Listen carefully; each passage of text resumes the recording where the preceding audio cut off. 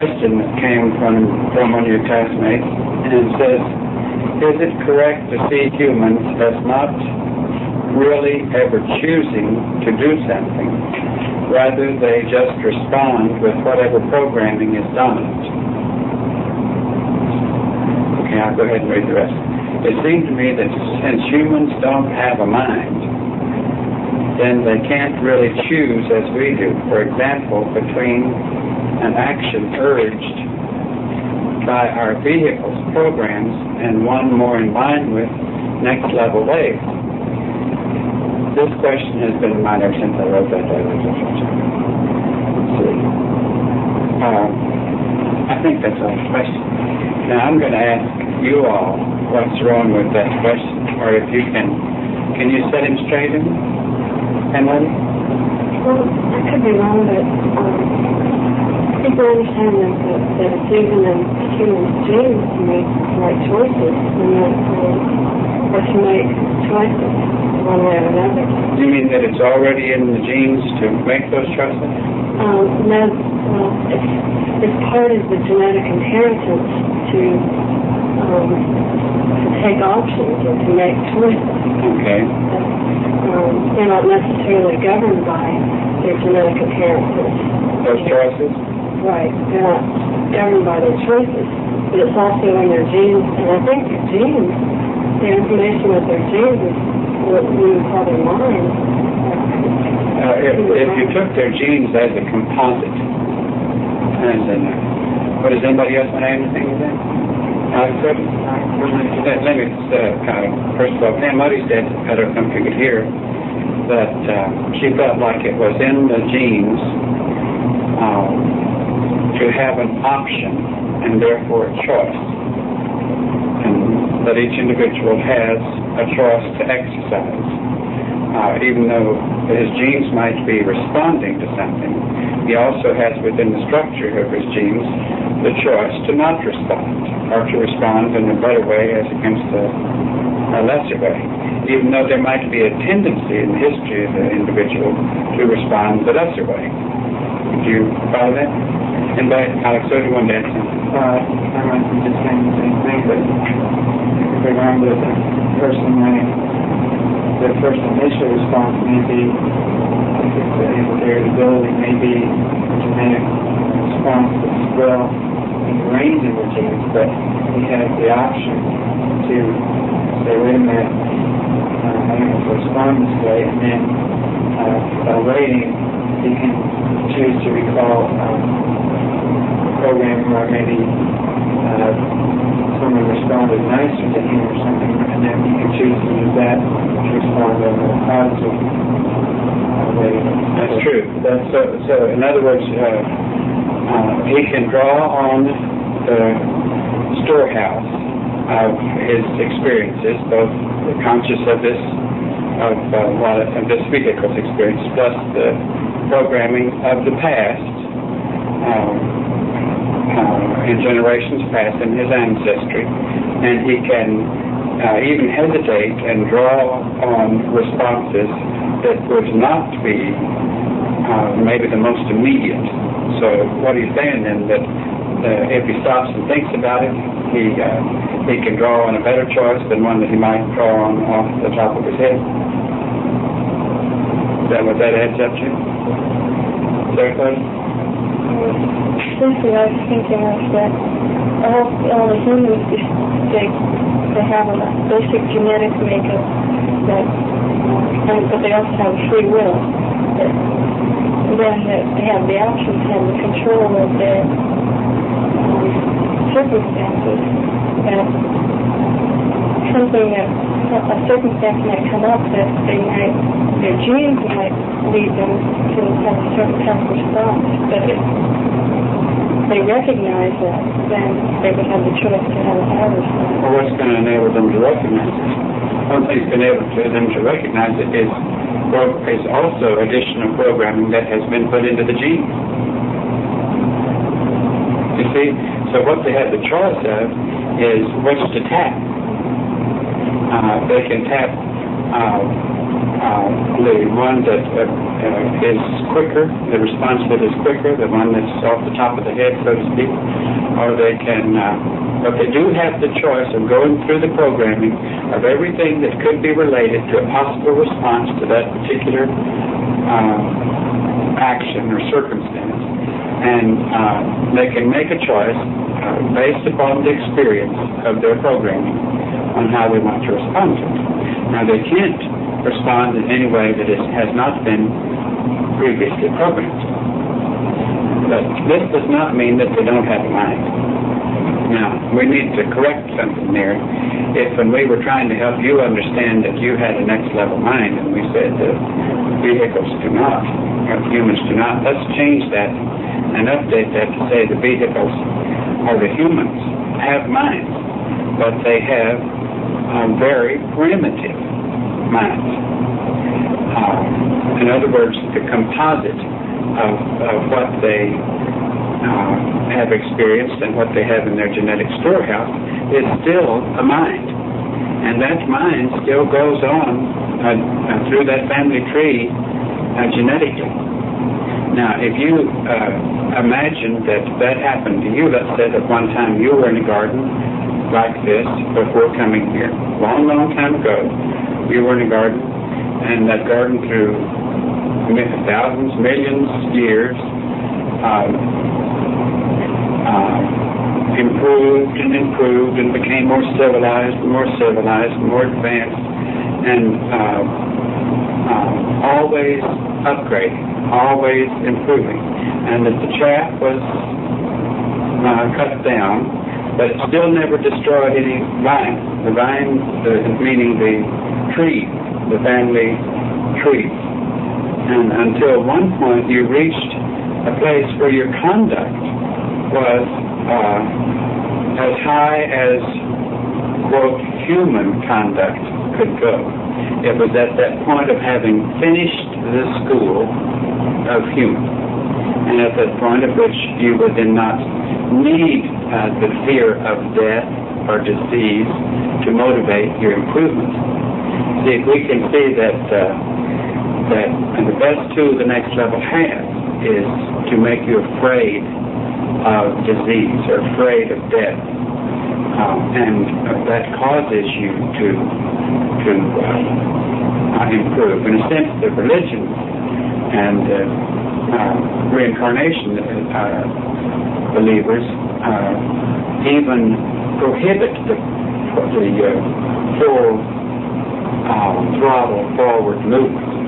Because if I say, well, Jesus died for my sins, and therefore he bore it all on the cross, and he will take me as a sinner just because I believe in him, then that's a cop-out, and I don't really have to do much improvement. All I have to do is accept him as my personal Savior, and he will take me as I am. And so really that slows down the process of improving evolutionarily. Or if, let's say, you believe in reincarnation, and you say, well, what I didn't do this time, I can do next time. You know, I've got all these incarnations ahead of me, and if you accept that, then you aren't going to go full throttle in a forward motion. So the best thing that the next level gives you is death, or gives humans is death, even though they think it's the worst thing. But they're supposed to think it's the worst thing, and disease, because that is what will cause them to eat better, to learn about positive thinking, to stay healthy in mind and body and all those things, to try to increase their longevity. It also causes them to draw upon next level knowledge, like they do in the hospitals and the research centers, and trying to combat disease, and how to lengthen life, and how to take space labs up in shuttles, and learn all that the scientists can learn. Now, let's go back to what we started saying a moment ago. Keeping in mind that you one day, a long time ago, your minds one day reached a condition of completing the human kingdom, entrance into next level. And at the point that you did it, there was a link. There wasn't a missing link. There was an evolution at that point, which gave you this brings up something we haven't discussed. You and I discussed. Do you think it'd be okay to mention it?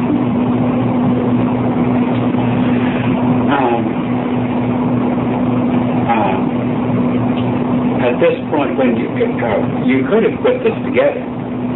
I don't know if you all have added this up in your own thinking, but a number of things we've told you lately, if you've done a lot of thinking about it, you would have come up with some things we haven't told you. And I'd like to know if anybody sitting here knows what I'm talking about. And you act like you do. What do you think? We're missing link. Huh? We are missing link. No? Okay, what are some of the characteristics of having completed that human school in another place? Having got forth to consciousness of the genetic blueprint. Okay, what state would you be in at that time? Now, you know what I mean out there? To the destructive characteristics of the overcome. That's right. You've grown so smart that, in a sense, the right kind of smartness. You've grown so smart that you don't need to fear death and disease because you have overcome them. At the end of that, so if you've overcome death, then what? What does that mean? Well, if you overcome death, then you're there. Then the vehicle won't.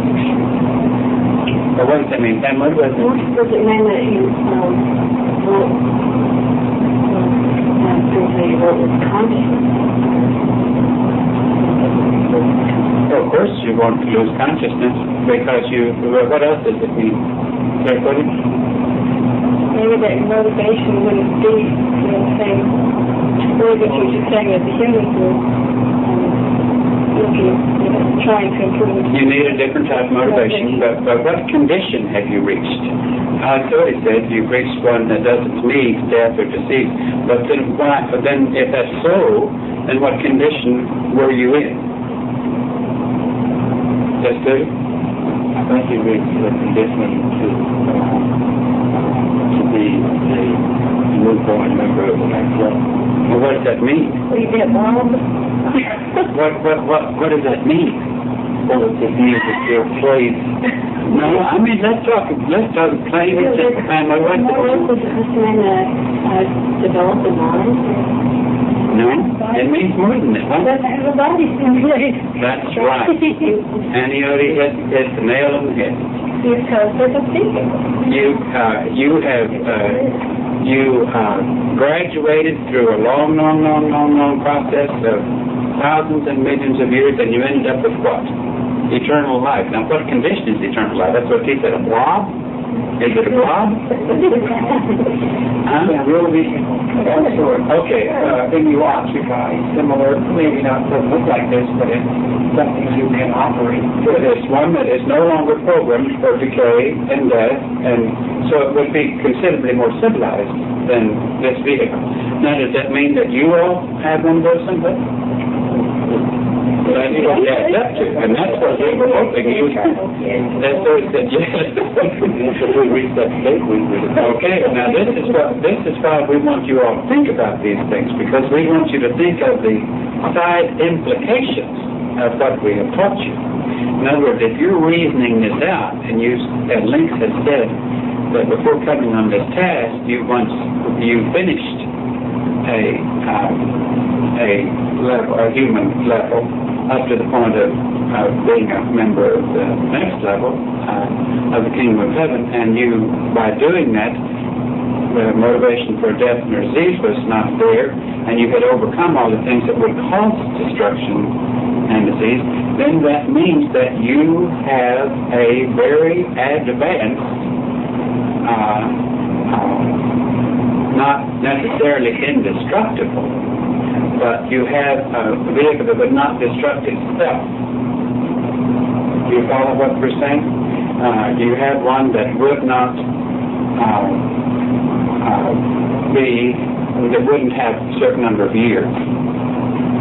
That doesn't mean that it could not be destroyed. It means that it would be one that was, by terms that you know, but since you're entering into the middle of a civilization here that's very primitive, by all comparative terms, it's a perfect vehicle. But not what humans would call perfect. It's not Mr. Atlas, you know. It's not that's very primitive.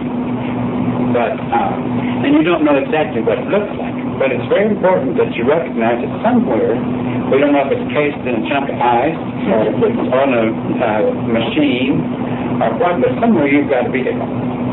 And that's the vehicle that's in that state while you are doing this task. Now that also adds up to several other things that I'm wondering if any of you have caught on to. Implications. And that's one that, I don't know what you're talking about, but if we do have a vehicle and read in another place, it's possible that the portion of our mind is with that vehicle. The portion is here.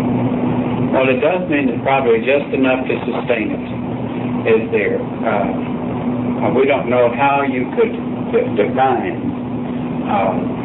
the mind in this instance of what is actually sustaining it, or whether it requires that a portion of it be there. But back to Dan Soda's question for a second. You all have got to realize that what you are was not capable of leaving a vehicle in all but next to totality until having completed a human kingdom. Do you follow that? Okay, it's only after you have gone through the human kingdom and reached the top, so-called immortality, that your mind would have reached a condition where it could, for the most part, leave a vehicle. Because the advanced knowledge there is, we're not talking about spirituality. We're talking about the kind of thing you learned out of the laboratory. That you would have the knowledge of how to step out of that vehicle and that it would be on hold until you returned to it. Now, if that's true, if you have a vehicle someplace and you were given a task to go step into another civilization that was almost midstream, or we feel like it's further than midstream. It might be three-quarter way. But that might be wrong. It might be less than midstream. But the best we can discern at the moment, we would probably think that it's three-quarter way. But let's say that then what was let's review what were the purposes of your leaving. Wait a minute, I'm sorry, I got off the track. Back to Dan Soda's note.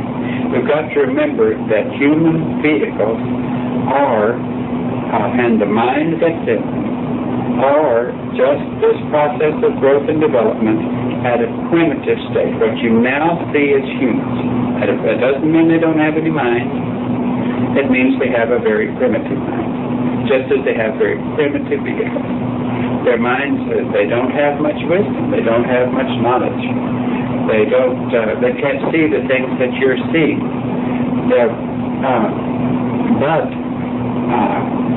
Can you see how they have gone forward since cavemen? How they have gone extremely forward since cavemen? So, have you any question that the next level is going to see that they complete their growth cycle? Do you see what we're saying?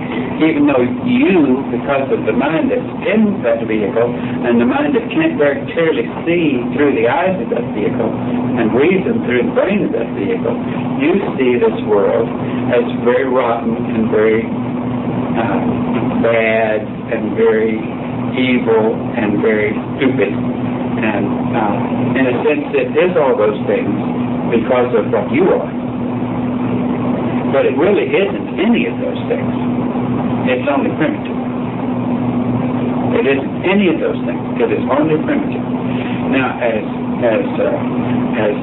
little branches off of these genetic vines and trees grow rotten because of the choices they make through their experiences and don't exercise any restraint, they are eventually put in circumstances where they are like the chaff. They are just part of waste. But nothing is lost because they have become waste. And what is waste? Is waste anything to be lost? You see what I'm saying? It has become something that's lost already. There wasn't anything to lose. Can you follow that? Because if there was enough goodness in it worth saving, it would save itself. The circumstances would cause it to migrate to an area or to make choices or enter school or to do a kind of migration that would see that it survived, if there was enough good in it to be a significant measurement. Can you see that? And there are lots of, as far as we can tell, there are lots of plants that will ultimately survive this pattern on up to the completion of the class. Okay, now back to what we were saying a moment ago about your body being on ice somewhere, or on a machine, and you have come here. Then let's review what were the purposes of your being here. Good evening. Well, we came here to build strength and learning. And we're talking low voices when the microphone is on. I was glad to see you about that. It's on. It just, now can you see the red light? It's on. Okay. And we came here to put, to put information into the ether that would help upgrade the civilization after we leave, or to leave information that would benefit them after we were gone. Okay. Anything else? Family? This thinking was to bring back a change over vehicle. To bring back a changed over vehicle? Well, you're referring to when we said that they might take your vehicle after you have, after your task is over, and examine it and see what your mind did to it and how much it had changed genetically as an experiment, as a lab experiment. That's still a possibility. What else would I say? Well, I think the main thing that you told us the other day, put in the right words, was to planetary consciousness, to become conscious of all of our genetics. Okay, now that's right. Now you're on the right track, but you've got to get a little beyond that. If I could make you really see what it is that you're saying, because I don't know if you know what you're saying. What you're saying is extremely important. I see the picture. Okay, let's say that everything to be able to take the right, to be able to use the mechanism. The way I see it at this point is to be conscious of everything that I am genetically, so that I can make the right choices. Well, wait a minute, you aren't anything genetically. Because you are the mind that has already gone through that process, but you're trying to be conscious of everything this vehicle is genetically, because you want to prove to the next level that you can move into a civilization that's in midstream, into a primitive vehicle, and wake up in it. And wake up so in it that you can get the house that you woke up in control, and that you can bring enough of your next level mind in to actually feel and know, not because your teachers tell you, but so that you feel and know who you are, where you're from, and what you're doing. What you're doing meaning that I'm occupying this lowly, primitive, animal-like vehicle that anytime it triggers anything, I have no reason to feel guilt or shame. It's perfectly natural for it to want to respond in all of those primitive ways. My task is to not let it. response in an introspective way. But it is perfectly natural for it to want. Is it not a primitive vehicle? Is it not an animal to you? To your mind? Is it not an animal to you? Now, in comparison to the body that you have someplace, is it not animal? It's a whole kingdom level down. So you have no excuse for ever feeling ashamed of its signals or responses. What you have, the only thing you should feel is a determination to not be so dull or asleep as to let it get away with any of the things it would like to get away with, even thoughts. You don't even let the person. Now, don't forget that it's not you that's having the thoughts; it's the vehicle that's having the thoughts. You don't have thoughts like that. You overcame all those thoughts when you graduated from that. You don't have any of those thoughts. It's the vehicle that's having those thoughts.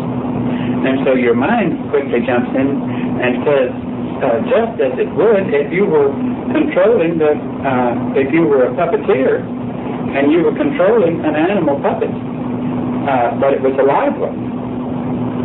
And each time it tried to have an improper, a thought unlike what you wanted to have, a thought or action unlike what you wanted to have, then you have to quickly nip it in the bud. So you can get on about your business.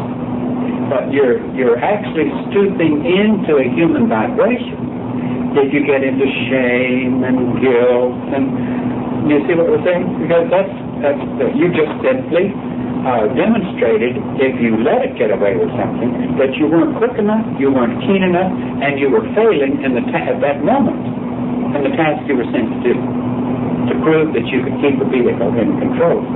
Now, you came in, this mind started coming into this vehicle, as your teachers tried to, it was almost like your teachers, when we got you, your vehicles were standing beside, your next level mind were standing beside those vehicles. And about the only control they had was to make your head turn to look our way and make your ears listen to a degree, even though the vehicle was still full of doubt and all the things. But you had so little control that your mind was almost totally outside the vehicle, literally outside the vehicle. Next level mind we're talking about. And that mind then had to, now there's that next level mind, that doesn't mean it aborts a mind when it's taking, because it's energy, it's life, it's moving in on it, it's combining with it, it's changing it, it's a new mixture, and it doesn't blend very well, as you know, right? Your next level mind doesn't blend with the vehicles that you're occupying. But the more it moved in, which was your job, right? Your job and our job was to help you, and Peace has said since the beginning, even before she was awake enough to know what she was saying, is that we've got to help you pull more mind in your vehicle. We didn't even know literally at that point how literal that was. That we were like talking to that mind out there, almost as if to say to that mind, get on one side of the vehicle and pull more of yourself into it. In other words, listen more intently, recognize force an occupancy in this vehicle, in this crude vehicle. And now, let's say that you've got a next level vehicle up there somewhere. Now, what would they ideally have you accomplish before you returned to it? Holding enough consciousness of and awareness of what you do when you were in that body with that mind in existence.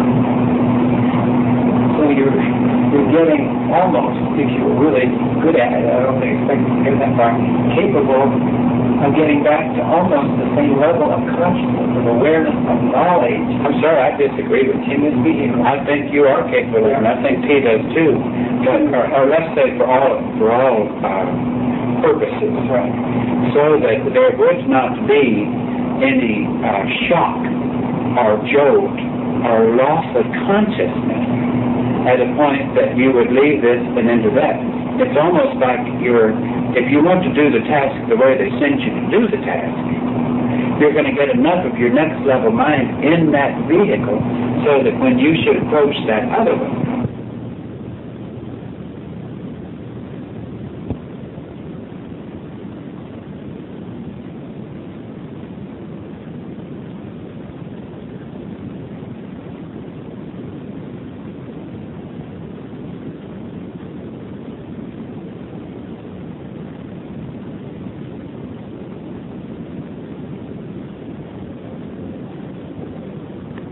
to a lab that knows how to do the transition of taking you out of this one and putting you in that one. But now let's say you're back in that one.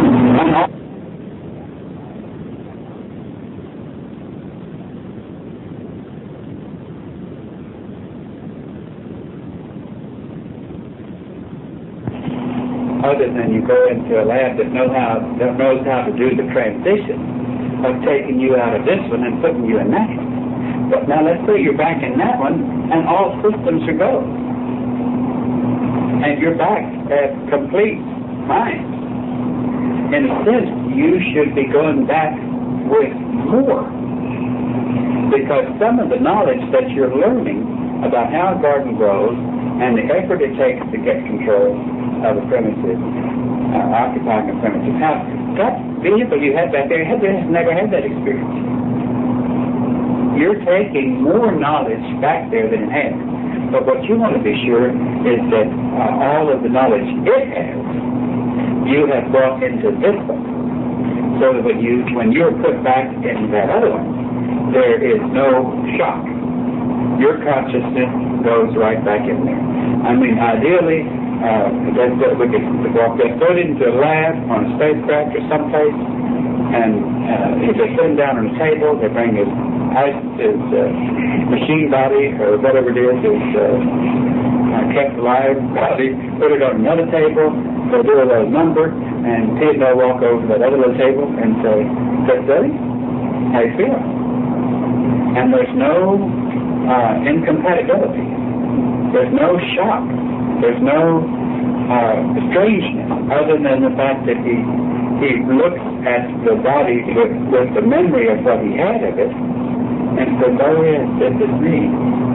But he remembers that the information he has brought from the experience he has had in this treatment. What if he has an opiate? What if he has the scope of that vehicle? The vehicle that he has? Well, it would certainly be incompatible, and it would be my guess that if the mind is not conquered, vehicle it wouldn't take that. It wouldn't be able to re-enter? It wouldn't be able to enter that way. It would be very similar. I don't know if it'll be, I thought we said the other day that once you have to overcome, you have to overcome it there. In other words, you might have to believe like exchange. I don't know. Well, it doesn't seem like there's any danger in memory in this way. It's just a delayed action. But what do you think? Well, I'll tell you what I think, but it may be wrong. I want us to talk about it until we get a complete answer on it. But certainly, if you have not gained full control of that vehicle, that you would not have done your part of the mission you were sent out to do. And you would not, therefore, have completed the task of that mission. And you would have to have another task of similar nature or equal nature, if you ever expected to gain that knowledge and that experience and that approved effort until you can complete the task. When we give you a task to do, if you do not complete it, if you can't do it properly, don't you know that sometime down the line that task is going to come your way again? And you may not do it right that time, but you're certainly going to, if you've got any smarts, you're going to try to do it because you don't care to do that one again. You'd rather do a new one, wouldn't you? You don't care to repeat a task. Or certainly don't want to repeat it because you didn't do it properly the first time. You don't mind repeating it, but you don't want to repeat it because you didn't do it right the first time. The thing is that maybe that we have those procedures that someone else to accomplish it. In other words, that's why we can't really decide what it is. In other words, there's no reason, I agree totally with Phil, there's no reason why you can't become complete. If you're conquered at once in another kingdom, why can't you do it now? It's only because your vehicle has turned you into believing that you can't do it. So you conquered it over thousands and millions of years. Now the next level wouldn't have sent you down to do it in a matter of a few years had they not thought you were capable of doing it. We feel that they even gave you a choice. It's like you had a bunch of numbers that you could choose from, and if you said, well, I think I can handle, and you used an older member as a check, and you said to this older member, do you think I can handle a number 4 vehicle, or a number 7 vehicle? And depending upon how difficult the vehicle would be to handle. And I firmly believe, and I think T does too, that the person who helped you check that out believed, yes, you can handle a number 7 or a number 6 or a number whatever it was. And I think that a lot of times you were even given the option of saying, I really want the best chance I can get for accelerated growth. So you might have said, I want a burger, if you think I can handle a burger. You see what I'm saying? I want a vehicle that is really tough to handle, if within the limits of what you think I can handle. In other words, you think, don't you all say, don't be easy on me. Don't, if we need to learn something, we'd rather you tell us, even though sometimes we tell you pretty cautiously, but you say, well, don't be cautious, but we're still cautious because we know that when we aren't too cautious, that you still don't quite know how to not let it affect you adversely. But we don't believe that one of you got a vehicle that you were not capable of handling if you applied all the principles of handling a vehicle. All the principles of refusing to accept any negative, that everything that happens to you there is a positive to be found in it, and that your task can be accomplished of gaining control of a primitive vehicle. Can you follow all those thoughts? Now, all of you got primitive vehicles. Let's face it. Tim Doe, there's not an unprimitive vehicle to be found on this garden at this point of this garden's development. Now, some of you got vehicles that are more primitive in some ways, and some got vehicles more primitive in other ways, but they're all extremely primitive vehicles. And therefore, the test is not easy for any of you, even though certain aspects of it might be harder for some and other aspects harder for others than the crudeness of your vehicle. But you also might, there's a possibility, we don't know, but you might be making up for a previous task that you had and therefore wanting it a little tougher in order to catch up. In other words, it's like I didn't do as well on that last time, and I want to do better this time. I'm not saying that it was necessarily interrupting civilization in primitive state. You see what we mean by that? But what is having control of that vehicle? Having control of that vehicle is to not let that vehicle interfere with your next level and your next level accomplishment. and doing everything that you do as a member of the next level. That means countenance, energy, everything. And that's having control. That doesn't mean that it's still not going to constantly act like what it is. I mean, want to act like what it is. Even though it kicks and barks red, because you've been in it a while. And the longer you're in it, the more of you is in it. Can you follow that? The longer that you have it, the more mind, the more next level mind occupies it. Therefore, it kicks less, even though once in a while it seems to kick almost as if it's trying to prove that this is the biggest kick. It's like its last kick. You know, it's like going to be the biggest one it's ever done, and trying to have its way again. Which should give you determination to conquer these things, because you wouldn't be in the vehicle if you weren't capable of conquering them, even though they may be sometimes so strong that you may be possible to them. But we believe that everything can be controlled. Well, I feel like there's another aspect of this, if it's not too long, so I mean, if it's okay to talk another minute on it. No, if we have time, I'd like to talk about another aspect. Let's look at, first we've been talking about the selfish aspect of your coming here taking one of these vehicles. The selfish aspect was what you, as an individual in the next level, gain by the experience of taking a primitive vehicle, bringing your mind into its full consciousness and gaining control of it, and then returning. But let's look at it not from the selfish aspect, but let's look at it from the next level task aspect. And next level task aspect was I can really use you all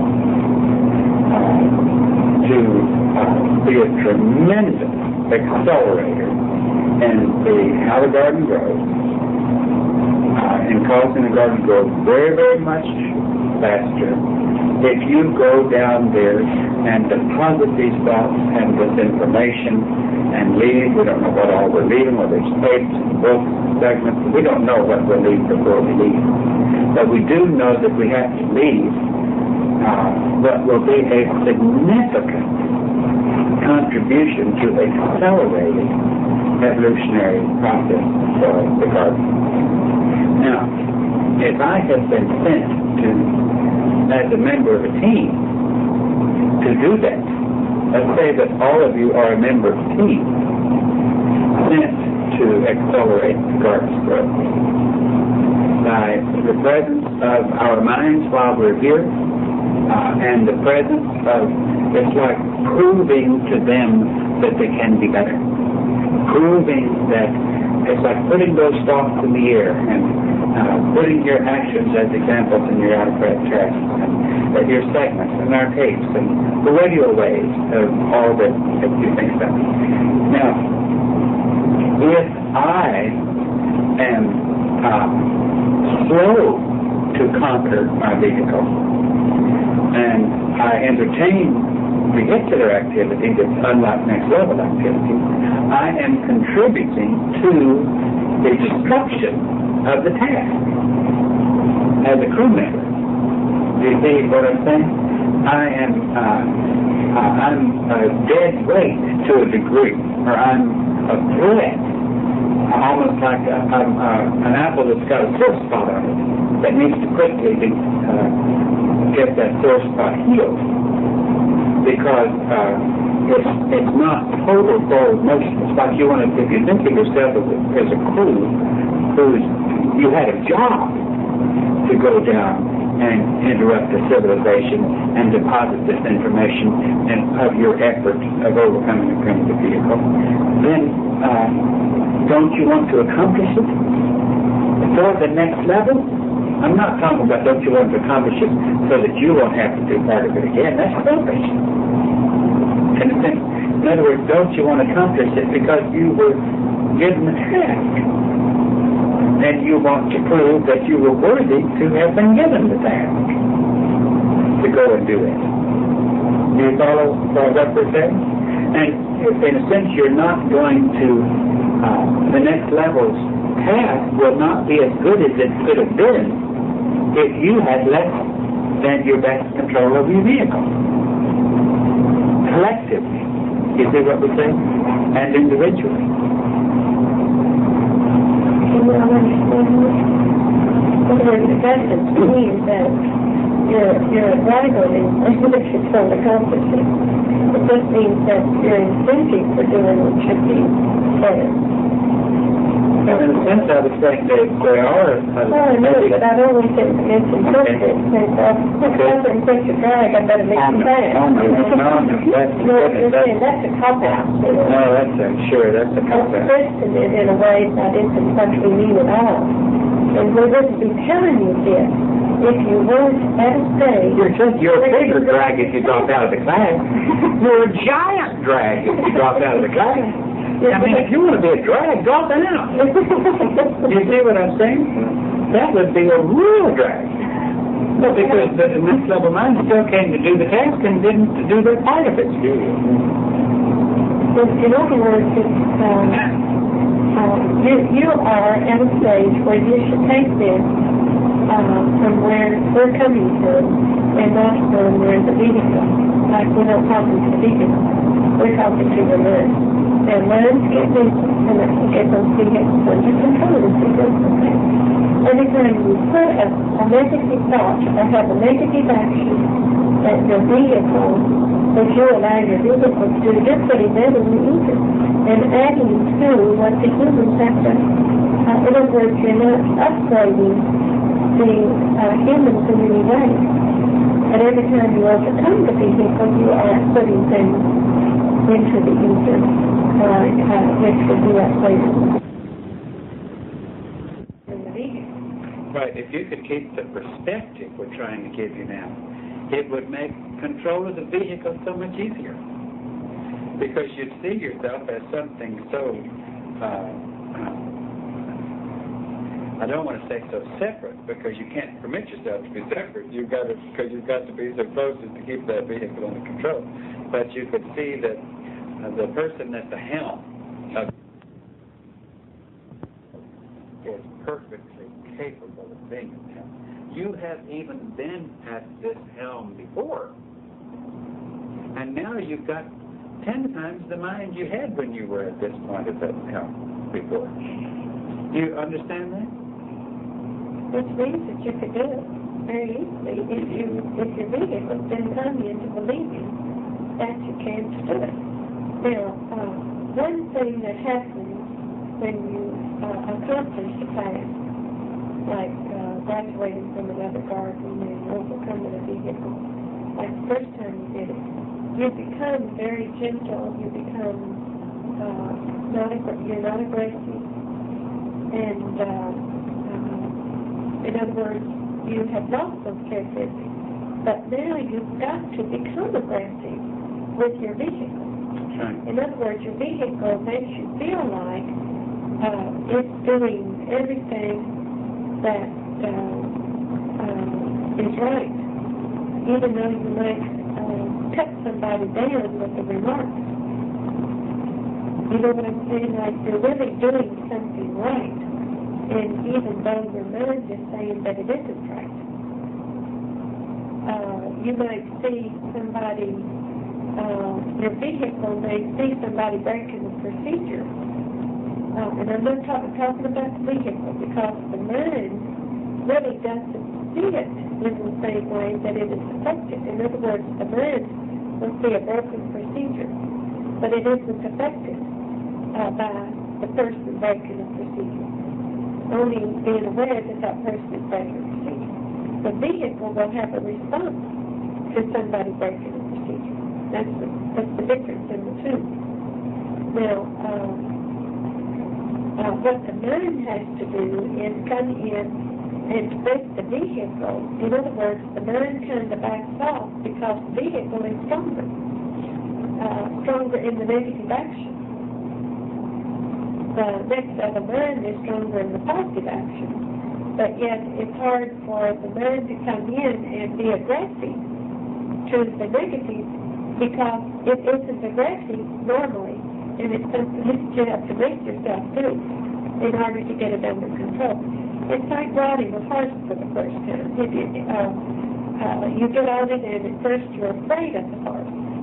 And you don't know really, and the horse just bucks and does anything you ask him. You try to make him trot, gallop and he trots and knocks you off the saddle and everything else by the vibration.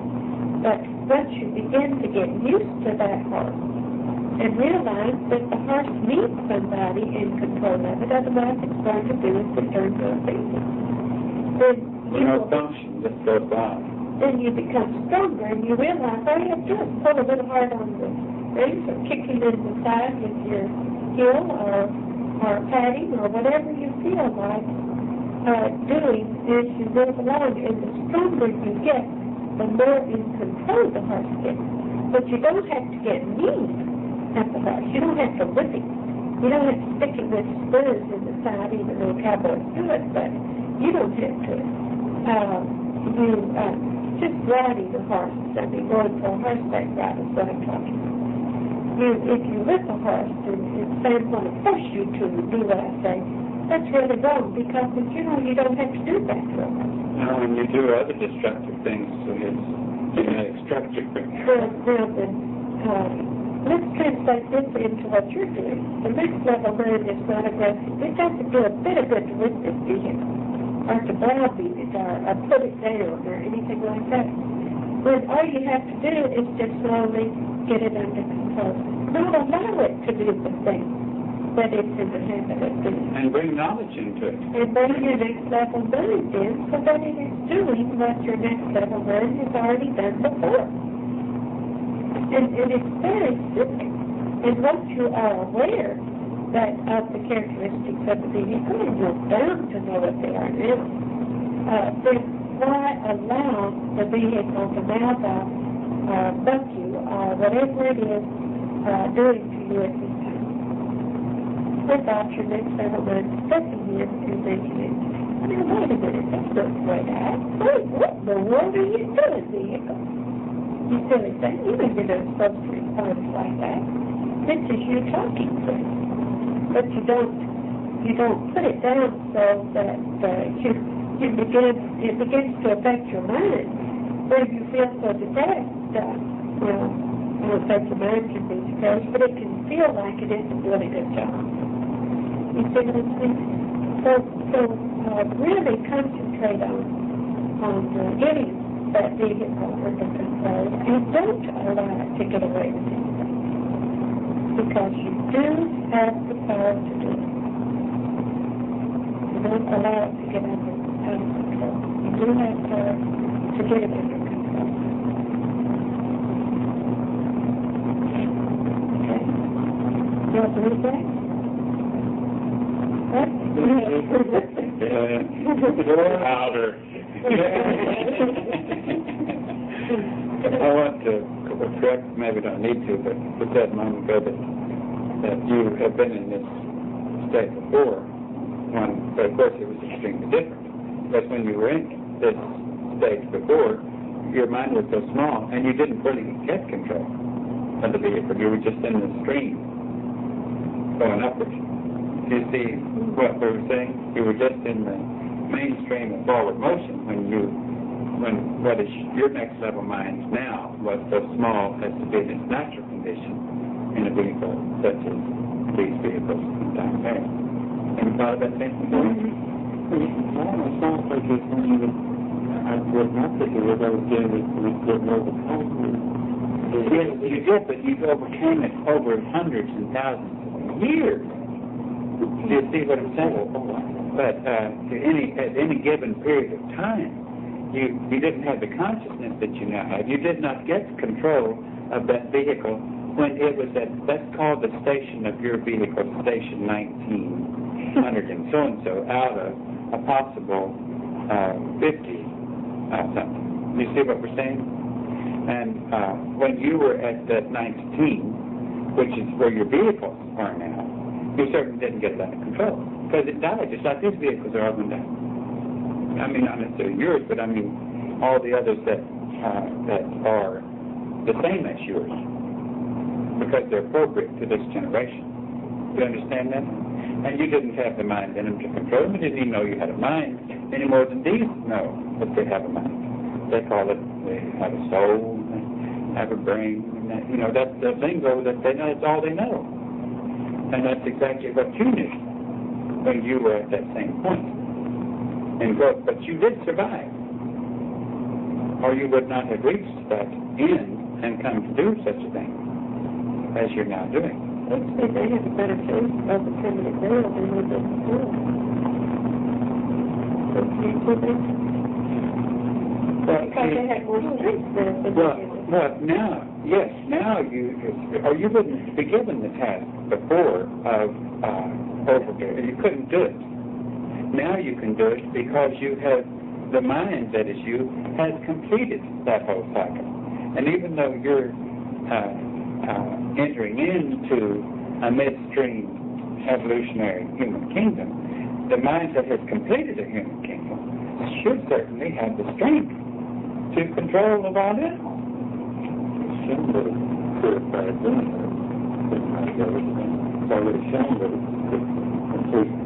No, before it completed it, that study, over a long period of time, didn't even know what it was doing along the way. Now, you know what you're doing. You know that you have interrupted into a civilization that's primitive, because we have taught you that. We have brought your mind in to recognize that and know it.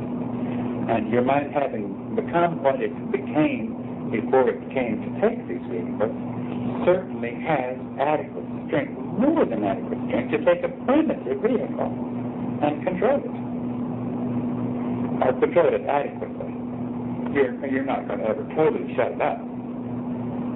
Because it's not. Can you take a human vehicle in a matter of a few years and make it into a perfected end of civilization vehicle? No, you can't do it. Therefore, you're not going to have it totally shut up. But you're going, because of the strength of your mind, you're going to have it under control. Yeah. And it should be relatively easy for you to have it under control. Relatively easy. You wouldn't have been given the task had you not been capable of doing it.